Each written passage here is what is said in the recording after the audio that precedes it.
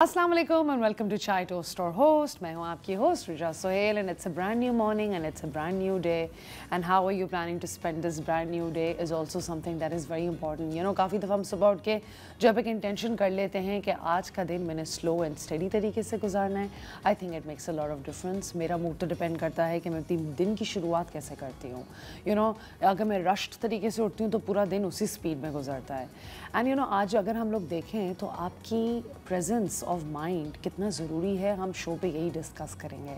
How is it कि अगर हम थोड़ा सा भी माइंडफुल रहें अपनी ज़िंदगी में तो वो दिन कितना बेहतर गुजरता है, या आपके वो लम्हे कितने अमेजिंग गुजरते हैं जब हम हर चीज़ को इतना बड़ा हवा नहीं बनाते हैं।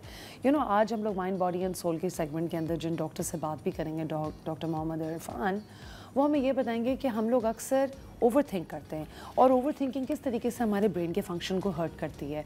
काफ़ी दफ़ा आप भी देखते होंगे कि you replaying conversations again and again.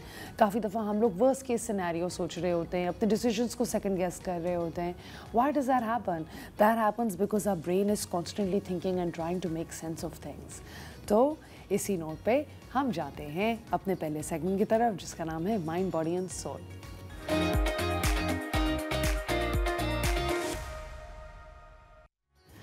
And Mind, Body and Soul में today I would love to introduce you to our guest on set, जिनका नाम है doctor Mohammad Irfan. He is a consultant neurologist and assistant professor neurology, Dow University of Health Sciences। अस्सलाम वालेकुम doctor Mohammad Irfan, कैसे हैं आप? वालेकुम सलाम। It's good to have you over here, you know। और आज हम आपसे स्पेसिफिकली बात करेंगे अबाउट हम ब्रेन हेल्थ को किस तरीके से बेहतर कर सकते हैं। यू नो, काफ़ी दफ़ा हम लोग ओवर थिंक करते हैं, हम माइंडफुलनेस किस तरह ला सकते हैं। एंड कुछ चीज़ें जो हम लोग डिस्कस कर चुके हैं पहले, आपके आने से पहले, वो है जर्नलिंग और वो है कि you know how is it कि हम अपने आप को प्रेजेंट मोमेंट में रखें। तो आपको लगता है कि ओवर थिंकिंग क्या है, पहले आप ये बताएं। जी, ओवर थिंकिंग जो है वो किसी भी चीज़ को हद से ज़्यादा सोचना, और ज़्यादातर ओवर थिंकर्स जो होते हैं वो गलत चीज़ें ज़्यादा सोचते हैं, जिसकी वजह से उनके एक डेली रूटीन में किसी भी हवाले से ज़्यादा नेगेटिव इम्पैक्ट आ रहा होता है। कोई भी चीज़ अगर आज जैसे कल रात बारिश हुई है तो ओवर थिंकर जो है वो सुबह और दोपहर तक का स्केड्यूल सोचेगा कि कितना डिस्टर्बेंस होगी, उसकी डे टू डे रूटीन में क्या इम्पैक्ट आएगा, ट्रैफिक का क्या होगा। तो एक ही चीज़ को उसने बहुत आगे तक और बहुत ज़्यादा और बहुत ख़राब सोच लिया। This is what the overthinking is. तो you know, how do we differentiate a doctor from pre planning? Yes, overthinkers को हम लोग जब बताते हैं वो ये कि कोई भी चीज़ गलत इम्पैक्ट सोचने के बजाय उसको प्लान कर लें। और जब आप प्लान करते हैं तो उसमें कुछ ना कुछ एरर जो हो वो पहले से आप रखते हैं और उसको आप करेक्ट कर लेते हैं। तो this is how you differentiate from over thinking and planning things. अच्छा, ठीक है। तो यू नो, आपको लगता है कि यू नो ओवर थिंकिंग हमारी सोसाइटी में बहुत बड़ा एक इशू बनता जा रहा है? जी, आई नो कभी कभी I am guilty of overthinking also, I have to catch myself. You know, वक्त के साथ साथ हम लोग नोट करते हैं कि पेशेंट्स के अलावा जो नॉर्मल लोग भी हैं जो अभी पेशेंट्स नहीं हैं वो बहुत ज़्यादा और हद से ज़्यादा सोचते हैं। इसमें कुछ जो बुनियादी नुक्स है वो मीडिया का भी है, कुछ सोशल मीडिया का भी है। हम लोग एक्सेस टू नॉलेज इतनी ज़्यादा है कि हर चीज़ का इम्पैक्ट अच्छा आने से पहले बुरा इम्पैक्ट हमें पहले पता चल रहा होता है। बिल्कुल। तो ये चीज़ अब कॉमन, बट ये हमारे ब्रेन का बायस भी तो है, हम यूजुअली नेगेटिव ही सोच रहे होते हैं काफ़ी दफ़ा। Do you think that also? हाँ, क्योंकि हमने ब्रेन को ट्रेंड ही नहीं किया कि हम पॉजिटिव वाइब्स लें। ये भी ज़रूरी है। अच्छा, तो यू नो ब्रेन में एक्टिविटी क्या हो रही होती है अगर हम इसको न्यूरोलॉजिकल पर्सपेक्टिव से देखें? ऐसी क्या एक्टिविटी हो रही होती है जिसमें हम रुक नहीं पाते, चलते रहते हैं, सोचते रहते हैं? हाँ, उसमें जब हम लोग अपने ब्रेन को ट्रेन नहीं करते तो वो चीज़ एक के बाद एक एल्गोरिथम है जो नेगेटिव उस पर ही हमें लेके जाता रहता है। अच्छा। और जब तक हम उसको कंट्रोल करना नहीं सीखेंगे उस किसी भी हवाले से, चाहे वो एक्सरसाइज हो, मेडिटेशन हो, डिफरेंट टास्क हो जो हमें परफॉर्म करनी चाहिए उसको रोकने के लिए, तो वो चीज़ चलती रहती है। बट वंस पेशेंट्स या लोगों को पता चले कि ओवर थिंकिंग को किस तरह से कंट्रोल करना है तो इस चीज़ से ज़्यादा बेहतर तौर पे नबर्द आजमा हो सकता है। ठीक है। और हमें ये सवाल आया था आपके लिए एक कि ओवर थिंकिंग क्या एक मेडिकल कंडीशन है या एक बुरी आदत है? ठीक है, ओवर थिंकिंग के अगर इम्पैक्ट पे बात की जाए तो बहुत सारे पेशेंट्स न्यूरोलॉजी के हमारे पास जो हैं वो गट के डिस्टर्बेंस के साथ आते हैं। अच्छा। मतलब पेट ख़राब है, चाहे वो कब्ज़ की शिकायत हो या एसिडिटी की प्रॉब्लम हो, कुछ ना कुछ कॉन्स्टिपेशन हो या पेट का प्रॉब्लम रहता है। तो अच्छा। अब जो न्यू कॉन्सेप्ट है वो ये है कि your brain is connected to your gut. Oh yes. तो जब हम ओवर थिंकिंग के साथ प्रेजेंट करते हैं तो हमारी गट पे भी उसके इम्पैक्ट आते हैं। इसकी बहुत सादा सी एग्जांपल है, अगर कोई परेशान होगा तो उसकी भूख ख़त्म हो जाएगी, या वो ज़्यादा खाना शुरू कर देते हैं, या वो ज़्यादा खाना शुरू कर देगा। तो this is how the gut is connected to the brain. अच्छा, वैसे this is a very valid and a very good point you have raised doctor. Gut brain का आप बताएं कनेक्शन है क्या? Why is it so important? जी, अब for last decade इस पे बहुत ज़्यादा काम हुआ है कि और उन्होंने इसके कनेक्शंस को ना सिर्फ दरियाफ्त किया है बल्कि इस पे मज़ीद काम किया है। तो द थिंग इज़ के ब्रेन से बहुत सारे कनेक्शंस डायरेक्टली गट को कंट्रोल कर रहे होते हैं और उसी की एक फीडबैक जाती है वापस ब्रेन की तरफ। तो अगर ये जब हमारी मेंटल हेल्थ अच्छी होगी, न्यूरोलॉजिकल हेल्थ अच्छी होगी, तो हमारा गट भी बेहतर परफॉर्म करेगा और बहुत सारे मसले जो आजकल बहुत कॉमनली लोगों को पेट के हवाले से देखे गए वो कंट्रोल हो जाते हैं अगर वो अपनी मेंटल हेल्थ का ख्याल रखें, मेंटल हेल्थ का ध्यान रखें। तो इज़ इट ट्रू कि कभी कभी जब हम बहुत ज़्यादा एंक्शस होते हैं तो we need to run to the loo as well? एकदम से लूज मोशंस अगर आपको हो जाएं तो ये भी इसी चीज़ का एग्जैक्टली इसी चीज़ की एक मैनिफेस्टेशन है। Of course. अच्छा ठीक है, आपको क्या लगता है कि मेन कॉजेस क्या हैं जिसकी वजह से लोग ट्रिगर होते हैं ओवर थिंकिंग की तरफ? एक हमारा लाइफस्टाइल जो है वो बहुत ज़्यादा फास्ट हो गया है, मोबाइल का इस्तेमाल बहुत ज़्यादा हो गया है। प्लस अगर आप अपनी लाइफ स्टाइल में देखें तो जब हम लोग बचपन की बात करें तो पार्क्स जाते थे, पेरेंट्स पार्क लेके जाते थे, वो चीज़ अब हमारी लाइफ स्टाइल का हिस्सा नहीं रही फॉर सम रीज़न। मैंने एक किताब भी पढ़ी थी, ब्रेन वॉश, जो कि बेसिकली एक डॉक्टर और उनके बेटे ने लिखी है, जिसके अंदर वो बेसिकली बात करते हैं कि डिस्कनेक्शन सिंड्रोम क्या होता है और किस तरह अपने आप को क्वाइट टाइम देना चाहिए। कि यानी कि हम खुद डिसाइड करते हैं कि अब मैं सोशल मीडिया के फीड नहीं देखूंगा या अब मैं अपने आप को डिसोसिएट कर दूंगा इस चीज़ से। और मुझे ये बड़ा अच्छा लगा बिकॉज वो प्री फ्रंटल कोर्टेक्स और बेसिकली एमिगडाला के थ्रू एक्सप्लेन किया हुआ है उन्होंने, and this is the first time I learn about it.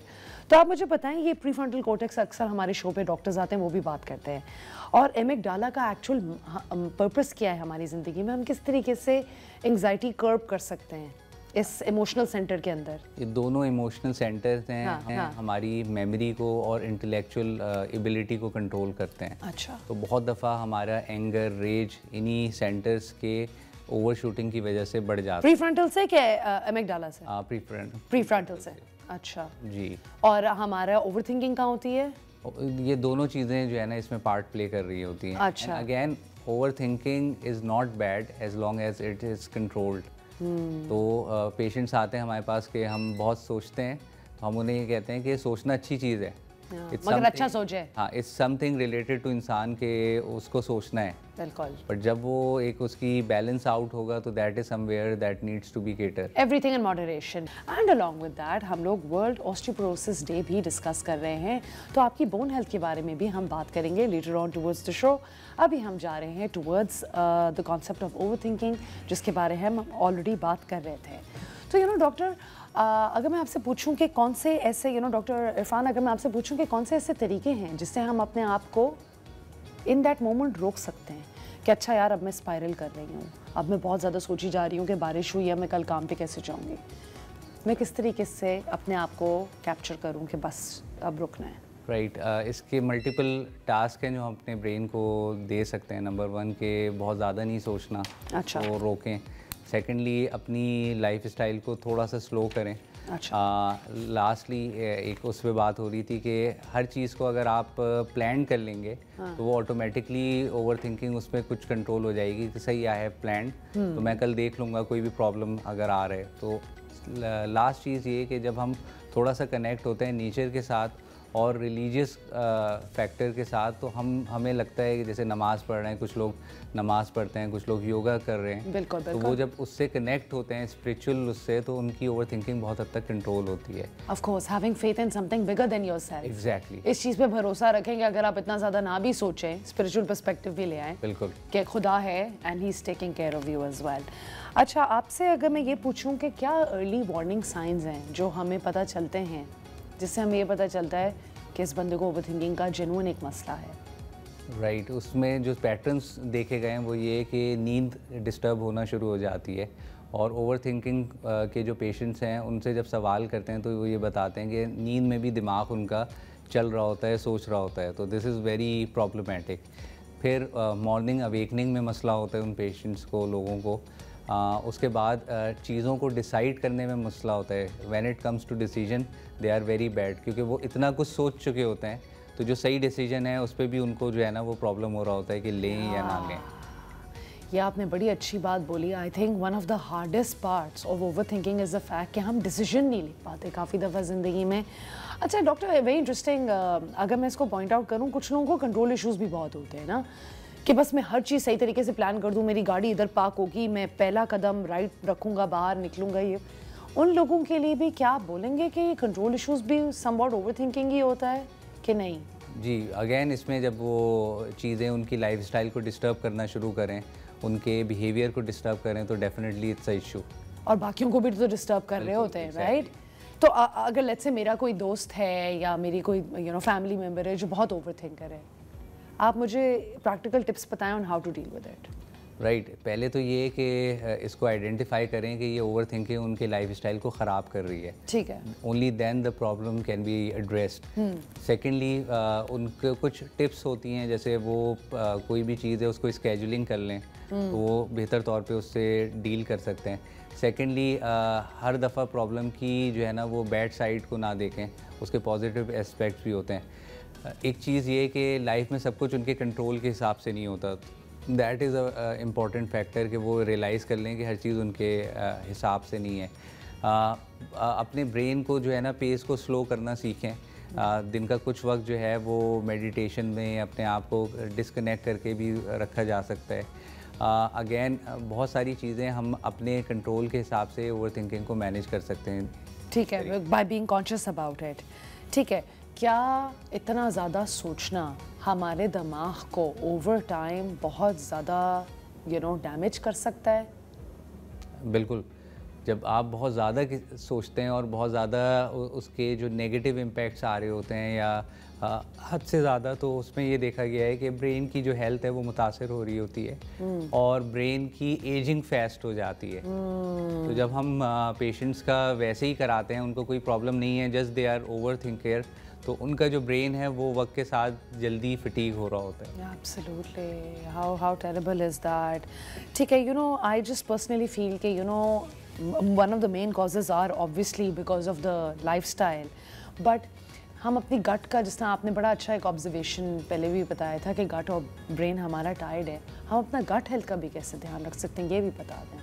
Right, gut health का जो बेसिक चीज़ है कि ईट हेल्दी, जंक फूड से परहेज़ करें, कैफ़ीन इंटेक मैं अपने पेशेंट्स को कहता हूँ कि कम करें। है, मैं तो अभी कॉफ़ी पी रही हूँ मगर देखिए मेरा सोचना भी ज़रूरी है क्योंकि मैं शो कर रही हूँ। Cold drinks, junk, how much coffee is too much caffeine?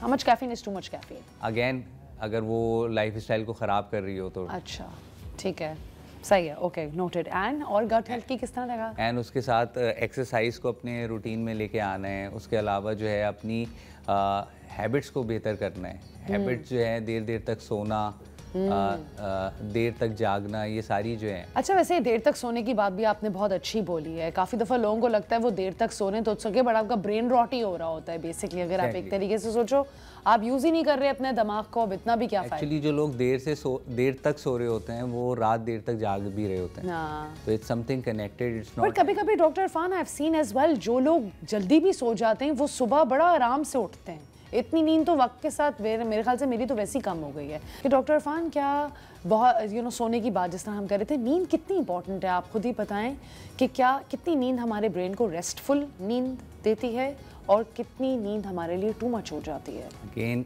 नींद बहुत ज़रूरी है और स्पेशली जो नींद की डिस्टर्बेंस है वो पहला स्टेप होता है कि जब पेशेंट्स डेवलप करना शुरू करते हैं कोई भी न्यूरोलॉजिकल मसला।